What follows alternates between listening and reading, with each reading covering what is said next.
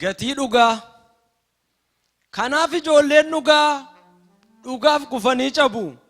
Takka bari'u malee dukkanni gaarii hin qabu. Bara dhugaan miliqu dukkanatu hammaata.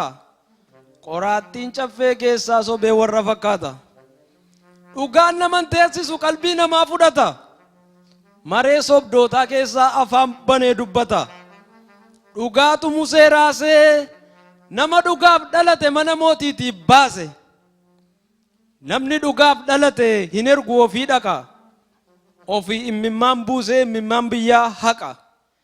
Nyaattu waliin hin nyaatu dhugaatu keessaa duta. Namni dhugaaf dhalate roorroo biyyarraa kuta.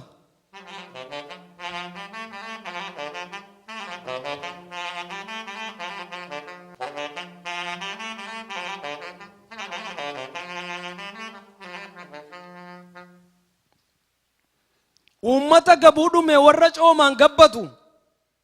Dhugaa gadu kaamsuudhaan warra qoonqoo falmatu. Yoom namne dinqa ciisee warra baqsaa cuuphatu. Nuuf hin kaasa Waaqayyo warra dhugaa dubbatu. Ani hin dhaggeeffadhu.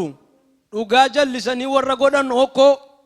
Waan arraaf kan jooran abboota amantaa tokko tokko. Dorrobaa eebbaa keenya danuu gatachiisee. Taayitaa fi faayidaan warra mataa hidhee afaan qabachiise. Jireenyi tadhaa'ee warri ayifirraa dhaame. Soogidda biyya lafaa akka taanuuf nu waame. Maaliif dhugaan dhalatee galmatuun gahin cabaa? Akka feeteen nu nuumne Waaqayyo yaada qaba. Akka dhokannee namneef kafana keenya diigee. Akka dhugaa dubbannuuf arraba keenya hiike. Yoo har'a tuffatamnes guyyaa tokko ol jenna. Agabuu oollee bullee dhugaa wajjin hojjenna.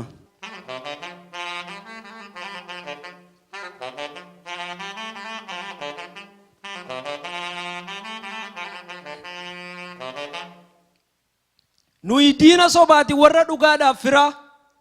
Dhibee addunyaa dhibee furmaati nurka jira. Burqaa of jajaan guutte kadhannee hagossinu. Walgayii isheen dhaabannu dhaloota sin gorsinu. Waaqi dhugaa uume bormaan lugaafataa. Hundumtuu ol ka'ee hiriira dhaabata. Barbaacha barii baddee hundumtuu gadi jedha. Dhaloota dhufuuf illee maaltu dukkana fedha.